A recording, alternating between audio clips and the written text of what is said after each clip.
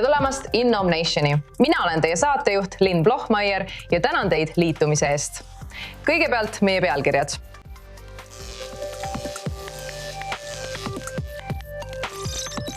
Nüüd on tegemist maailmas esmakordse avastusega. Iisraeli teadlased on avastanud, et Viagras sisalduv toimeaine võib takistada vähi levikut. Räägime ühe teadlasega. Ja Iisraelist edasi. Kõigest $7 miljardi eest võib üks 3-aastane Iisraeli tehisintellekti idufirma olla teel suure müügitehinguni. Ning Elon Muski SpaceX võib samuti huvi tunda. Ja Hiina, mis on juba ülemaailmne innovatsiooniliider, muudab nüüd ka oma tehnoloogiatööstuse turismi magnetiks. Toome teieni selle kohta rohkem infot.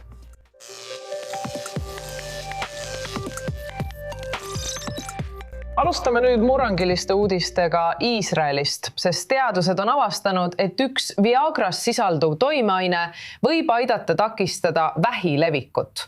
Sildenafil, ravim, mis on paremini tuntud kaubamärgi Viagra nime all, mida, nagu te teate, kasutatakse erektsioonihäirete raviks, kuid seda on uuritud ka mitmete teiste seisundite puhul, kuna see mõjutab verevoolu. Nüüd on Iisraeli teadlased esmakordselt maailmas avastanud sellele ravimile täiesti uue võimaliku kasutusviisi, nimelt takistada vähirakkude levikut teistesse kehaosadesse. Nii et mul on hea meel tutvustada Dr. Salma Hayek, keda ei tasu segi ajada kuulsa näitlejanna Salma Hayekiga loomulikult, aga sama tähtis oma positsioonilt. Suur tänu, Dr. Salma Hayek, et täna minuga liitusite. Te olete üks selle uskumatult olulise avastuse juhtivaid teadlasi. Alustame siis pealkirjast. Viagra võib takistada vähi levikut. Kas see on tõesti see, mida teie uuringud on avastanud? Esiteks aitäh, et mind kutsusite. Teiseks, minu jaoks on väga oluline selgitada, et see ainulaadne uuring ühendab kahte teadusmaailma. Esimene neist on eksperimentaalne uurimistöö, kus kasutatakse vähirakke ja hiiremudeleid, mis võimaldas meie põhikolleege Weizmanni instituudist uurida bioloogilist mehhanismi ja testida, kas PDEA pärssimine piirab metastaaside teket. Teine osa on epidemioloogiline uurimistöö, kus me kasutasime reaalse maailma andmeid Clarity Health Servicesist Iisraelis, mis on suurim haigekassa Iisraelis. See võimaldas meil uurida, kas Viagra kasutamine oli seotud parema ellujäämisega vähiga patsientide seas.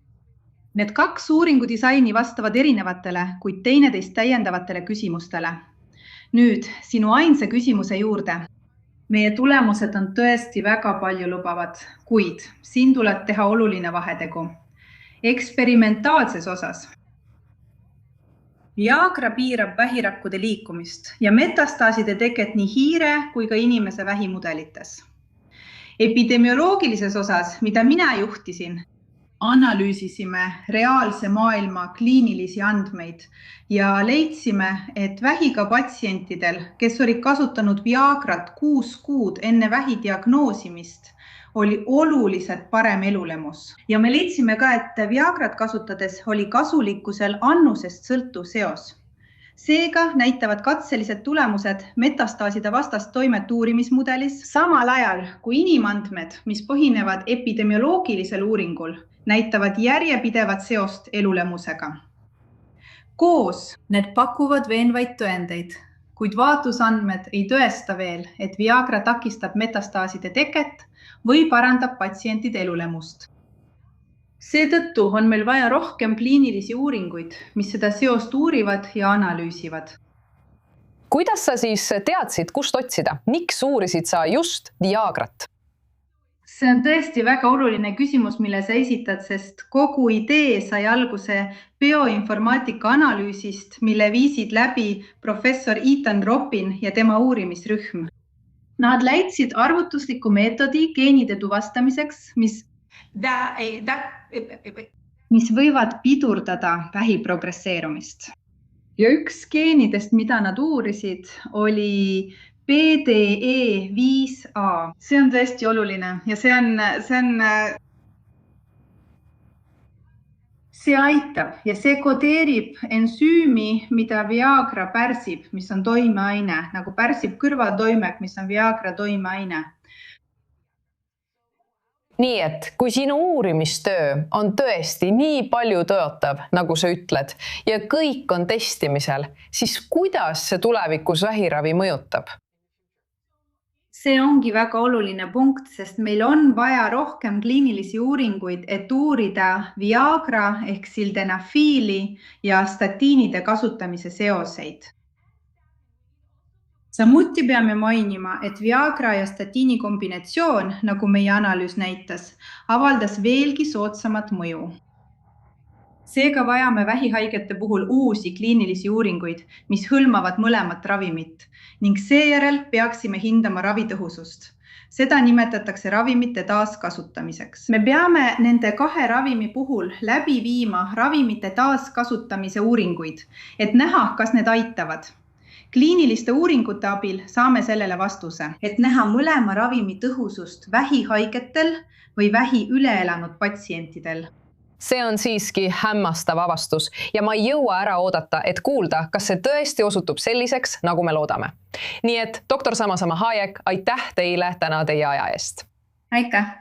Nüüd vahetame teemat, sest apelsiinide korjamine võib tunduda ühe lihtsama põllumajandustööna, kuid põllumeeste jaoks on see $1 miljardi probleem. Hinnanguliselt on ainult apelsiinide ja sidrunite korjamise turg väärt umbes $1 miljardit aastas.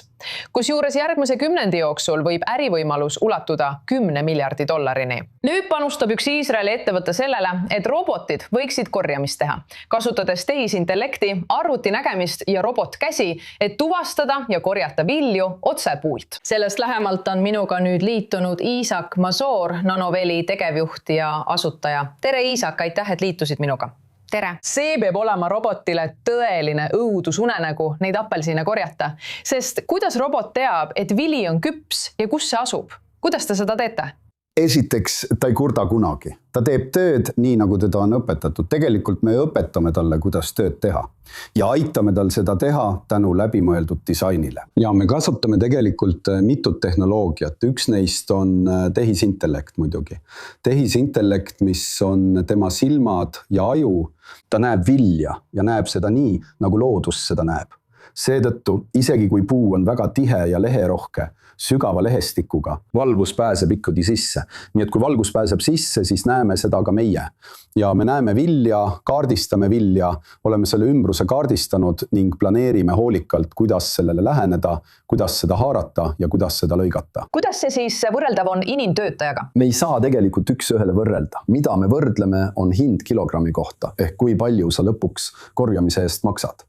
Ja meie hind on umbes 30% madalam, aga mis veelgi olulisem, meie oleme alati valmis tööle asuma. Töötajad seda ei ole. Töötajate pärast käib tihe konkurents, neid jääb järjest vähemaks ja hinnad tõusevad. Robot on alati valmis sinu käske täitma. See on suur eelis lisaks kuludele. Seda otsivad kasvatajad. On võime planeerida ja loota millelegi, mis ei ole iga päev tugeva konkurentsi all. Aga kuidas on lood sellega, et keskendute nüüd tsitrusviljadele nagu apelsiinid? Miks just need puuviljad? Ja kas te soovite või valmistute laienema ka teistele puu- või köögiviljadele? Vastus on lihtsalt jah. Pikem vastus on see, et puuviljad ja apelsinid on see, mida me nimetame madalal rippuvaks viljaks. See on suur, see on väga nähtav ja inimestel on seda raske korjata, aga robotite jaoks sobib see hästi. Nii et siin ondi meie panus ja see on parim sisenemispunkt. Ja loomulikult laieneme varsti pärast seda ka tsitrusviljadest kaugemale. Kaugemale tsitrusviljadest kõikidele viljadele, mis vajavad väga hoolikat lõikamist ja on igasuguste kahjustuste suhtes tundlikud, sest kui sa vilja kahjustad, see on praak, tead küll, sa rikud tulemuse ära. Nii et need luuviljad, avokaado, mango, kõik need saavad samm-sammult selle võimaluse. Aga kuidas on lood sellega, et sa just said Euroopa usaldusavalduse? Kas sa saad meile sellest rääkida? See on meie jaoks suur saavutus, arvestades tõenäosust, tead küll, 1/50. Ja ma arvan, et see oli suur tunnustus ja meie tehnoloogia väärtustamine meie väärtus kogukonnale, meie väärtus kasvatajatele ja meie teostusvõimekus põhineb väga kogenud inimestel. Olen tõsine ettevõtja, olen üles ehitanud kapitaliseadmete äri pooljuhtide valdkonnas tegelikult väga erineval turul. Aga siiski on see kogemus väärtuslik ka siin, et ehitada üles organisatsioon, mis teenindab kapitaliseadmeid üle kogu maailma. See on tõesti hämmastav, et saite sellise usaldusavalduse. Suured õnnesoovid. Aitäh, Iisak Matsuur, Nanovilli tegevjuht ja asutaja. Aitäh teile täna aja eest. Nüüd, kes poleks suures linnas lõpututes ummikutes kirunud. No, Traffic võib olla leidnud lahenduse omavalitsustele üle kogu maailma. Startup töötab selle nimel, et optimeerida liiklusvoogu ja seeläbi vähendada saastet. Sellest lähemalt reportaažis. Tipptunni ajal jäävad linnad seisma. Enamikus suurlinnades töötavad valgusfoorid endiselt ilma, et nad arvestaksid reaalajas liiklusolusid. Kuidas saaksime siis teeliiklust optimeerida? Lahenduse võib olla leidnud startup No Traffic, asutatud 2017 aastal. Ettevõte on välja töötanud esimese tehisintellektil põhineva autonoomse linnaliikluse haldusplatvormi. Selle eesmärk on kaotada ummikud ja muuta tänavad reaalajas turvalisemaks.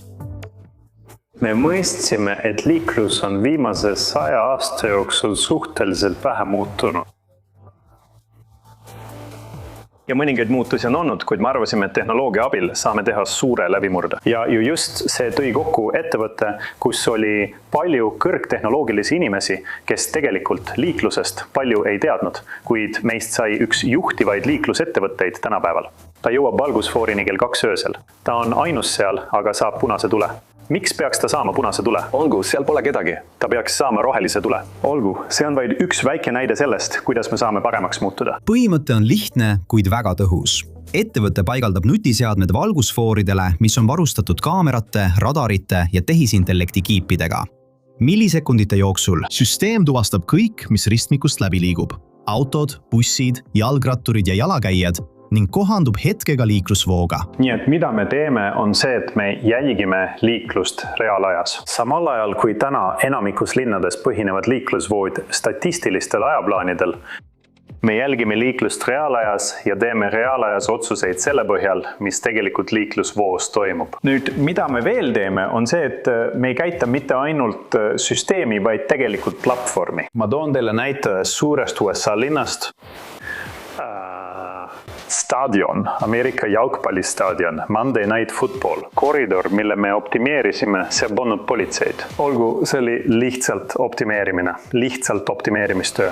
Ja liiklus oli palju parem, kui see oleks olnud politsei korraldada. Ja omaluitsustel pole isegi vaja oma olemasolevat infrastruktuuri muuta. Enamikul linnadel on juba olemas mingisugune tehnoloogia, mida nimetatakse tuvastustehnoloogiaks. Seejärel liigutakse edasi videotehnoloogia, radari, isegi termotehnoloogiate ja nüüd ka lidar-tehnoloogiate juurde. Nii et erinevad tehnoloogiad on juba kasutusele võetud. Nüüd kasutame meie juba olemasolevat ja kasutusele võetud tehnoloogiat. Aga me ei võta vana kraami maha ega pane uut tasemele. Vaatame seda tegevuses. Siin on linn, see on liiklus enne kui me sinna jõudsime. Ja siis näete seda 2 nädalat hiljem, samal päeval, samal kellaajal, samal nädalapäeval. Vaadake liiklust. Okei, nii et siin näete, et kogu järjekord lihtsalt kadus. Okei. Ja muide, siin liigub rohkem autosid kui siin, see on ilmselge. Okei, nii et siin on rohkem liiklust, mis liigub sujuvalt. Veel üks asi, mida siin sellel poolel näete. Vaadake vasakpööret. Kuna me tegelikult näeme, mis toimub, siis me vabastame selle vasakpöörde raja nende jaoks, et neil ei tekiks selliseid probleeme. Hästi, see on osa sellest optimeerimisest, mida ma teile varem näitasin. Ja tulemused räägivad iseenda eest. Oleme näinud, et linnades, kus me optimeerimist teeme, oleme paljudel juhtudel vähendanud liiklusummikuid 30–50%. Aga üks huvitavamaid asju on see, et oleme näidanud, et iga no traffic tehnoloogiale kulutatud dollari eest linn saab majanduslikku kasu umbes $75–200 ulatuses. See on linnapeade jaoks suurepärane, sest nad näevad, et nad saavad arvutada ummikute vähenemist, kui palju see kodanikele säästu toob. Heitkogused ilmselgelt ja ohutuse paranemine. Kui on vähem õnnetusi ja vähem punase tulega ristmiku ületamist, siis saab ka vähem inimesi vigastada. Ettevõte on samuti kindlalt tulevikule suunatud. Me näeme, kuidas liiksus kogu aeg areneb. Okei, seda tuleb aina rohkem ja rohkem, sa näed igasuguseid autonoomseid sõidukeid. Nad saavad omavahel suhelda, nad oskavad omavahel väga hästi suhelda, aga keegi peab siiski ülalt silma peal hoidma. Muide, igas ristmikus, kuhu me oma süsteemi paigaldame, on ka spetsiaalne antenn, mis on mõeldud tulevikuks. Me ootame põnevusega kõiki neid tulevikulahendusi, kus autod liiguvad ise ja kõik muu selline. Tehisintellekt ei ole veel liiklusummikuid kaotanud, kuid võib-olla on see sellele nüüd lõplikult pidurit tõmmanud. Iisraeli kasutatud rõivaste turg kasvab, kuid kasutatud riiete ostmine ja müümine võib endiselt tähendada lõputuid sõnumeid, kauplemist ja tormilisi kohtumisi. Nüüd soovib Iisraeli idufirma Loopt muuta edasimüügi sama lihtsaks kui uue asja tellimise, pakkudes spetsiaalset turuplatvormi kasutatud moekaupade ostmiseks ja müümiseks, kus maksed ja saatmine on protsessi sisse ehitatud. Rohkem teavet saamiseks on minuga nüüd stuudios Saša Gnasja, sina oled Loopedi asutaja. Aitäh, et täna minuga siin oled. Aitäh lingutsest. Noh, Saša, palun, meil on 60 sekundit aega. Palun, millega sinu idufirma tegeleb? Okei, nii et Loopt, ma avastasin selle siis, kui olin Prantsusmaal. Mulle meeldis oma riideid Vintage'is müüa. Ja ausalt öeldes, kui ma saabusin Iisraeli, oli mul palju riideid müüa, aga selleks polnud mingit lahendust. Nii et Loopedi kontseptsioon on põhimõtteliselt see, et müüd oma riided, mida sa enam ei kasuta. Looped on väga lihtne, sa teed oma riietest pildi, sa lisad natuke infot ja see ongi äppis olemas. Ja pärast keegi lihtsalt ostab selle. Ning sul on 2 võimalust. Sa võid lihtsalt müüa, sa võid lihtsalt saata need kappi. Kui keegi ostab selle äpis, paned selle kappi ja keegi saab selle kätte kodu lähedal olevast kapist. Või võid valida ka järele tulemise. Keegi tuleb ja võtab selle sinult ära. Nii et sa ei pea isegi kodust lahkuma. Aga see pole veel kõik. Loopedis on meil ka sotsiaalne osa, kus sa saad näiteks lisada oma avatari, lisada oma foto, jälgida inimesi, lisada sõpru, nii et see on tõesti rakendus, kus saad nii oma riided müüa, kui ka inimestega suhelda ja lõbutseda. Kuidas see siis näiteks Vintage'iga võrreldes on? Ma arvan, et me kõik teame seda platvormi, aga sa ütled, et teil on Vintage'i ees eelis. Ja, kõigepealt Iisraelis ei ole Vintage'it, nii et me täidame turul tühimikku, kus varem polnud kedagi. Nii et kogu Loopti kontseptsioon ei ole ainult, nagu ma ütlesin, riiete müümine, vaid ka sõprade lisamine, inimeste jälgimine. Ja näiteks homme, kui Looptis on juba mõjutajad, keda meil nüüd juba hakkab tekkima, saad lihtsalt neid jälgida ja osta need riideid, mida nad ise enam ei vali ja kuna sulle meeldib nende stiil. See ongi Loopti kontseptsioon. Suur erinevus seisneb selles, et meil on see sotsiaalne osa, mida Vintage'il ei ole. Ja nagu ma ütlesin, neid ei ole Iisraelis. Nii et me olemegi seal, kus nemad ei ole. Ja sa arvad, et Iisraelis on selle jaoks suur turg? Jah, väga suur, väga suur. Tel Avivis on üle 100 koha, mis müüvad teise ringi kaupa nagu vintage poed. Nii et selle jaoks on suur turg, aga enamasti on raske leida täpselt seda, mida vajad, sest teise ringi turg on väga eriline. Kui sa lähed teise ringi poodidesse, pead leidma täpselt selle, mis sulle meeldib, õiges suuruses ja sinu stiilis. Ja enamasti on nii, et kui on üks riideese, mis sulle meeldib, siis sa ei leia seda näiteks õiges suuruses. See ongi midagi, mida Loopt lahendab, sest kui sa oled Looptis, saad lihtsalt sirvida ja otsida täpselt neid riideid, mida tahad. Ja sul on valida tuhandete riiete vahel. Aga kui oled väikesel turul või väikeses poes, siis enamikku neist ei ole. Ja kas sa arvad, kas sul on rahvusvahelisi ambitsioone, kui Iisrael jääb liiga väikeseks? Jah, loomulikult. Me juba räägime mõne turuga, aga ma ei hakka neist praegu rääkima. Ma arvan, et selleks on veel natuke vara, aga muidugi meil on sellised plaanid. Aga asi on selles, et ma tõesti arvan, et Iisrael on juba suur turg. Näiteks Yash Time on Iisraelis nüüd $1 miljardi ettevõte. Nii et Iisraelis on turg, mis on tohutu, seal on suured võimalused. Nii et pole põhjust, miks me peaksime juba praegu välja minema. Esiteks tahan ma arendada Loopedit Iisraeli sees, riigi sees ja pärast vaatame, kas meil on vaja minna rahvusvaheliseks, mida ma väga tahaksin. Soovime sulle palju edu. Saša Gnasja, Loopi asutaja. Aitäh, et täna aega leidsid. Suur tänu. Nüüd võib peaaegu 3 aastat tegutsenud Iisraeli tehisintellekti idufirma olla mitme $1 miljardi suuruse väljumistehingu lävel. Ja Elon Muski SpaceX võib olla üks ettevõtetest, kes selle nimel võitleb. Descartes, mis on spetsialiseerunud reaalajas tehisintellekti abil loodud videotele, on väidetavalt jõudmas kuni $7 miljardi suuruse tehinguni. Natasja Kertšak annab teada. Elon Musk peab väidetavalt läbirääkimisi, et osta Iisraeli idufirma, mis on vaevu 3 aastat vana. Kujutage ette, umbes $7 miljardit. Ja kui see tehing teoks saab, see võiks olla üsna suur hetk Iisraeli tehisintellekti tööstusele. Selle ettevõtte nimi on Descartes ja see, mida nad arendavad, on üsna pöörane. Nad töötavad välja tehisintellekti mudeleid, mis suudavad reaalajas videot genereerida. See tähendab, et selle asemel, et tehisintellekt looks video ja paneks sind ootama, kuni see valmis renderdatakse. Descartesi tehnoloogia suudab videot luua ja sellele peaaegu koheselt reageerida, kui sa sellega suhtled. Nende tehnoloogia suudab isegi terveid interaktiivseid maailma luua. Ja just see paistis ilmselt silma Elon Muskile, sest miljardär on tegelikult jälginud Descartesi juba alates 2024 aastast, kui ettevõte tõi turule Oasise, mis on sisuliselt videomäng, mida juhib tehisintellekt, mis loob mängumaailma reaalajas. Sellest ajast alates on Musk ja Descartesi tegevjuht, kelle nimi on Dean Leitersdorf, on väidetavalt jäänud regulaarsesse kontakti. Kuid Descartesi suurem müügiargument ei ole tegelikult mängimine.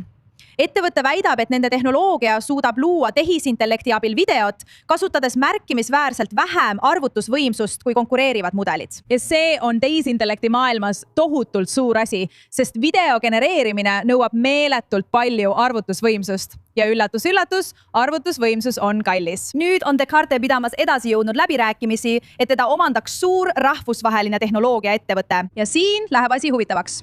Ettevõte pidas tegelikult läbirääkimisi Nvidiaga, kuid just siis, kui need kõnelused hakkasid kokkuleppeni jõudma, teine tehnoloogiahi tuli väidetavalt välja suurema pakkumisega.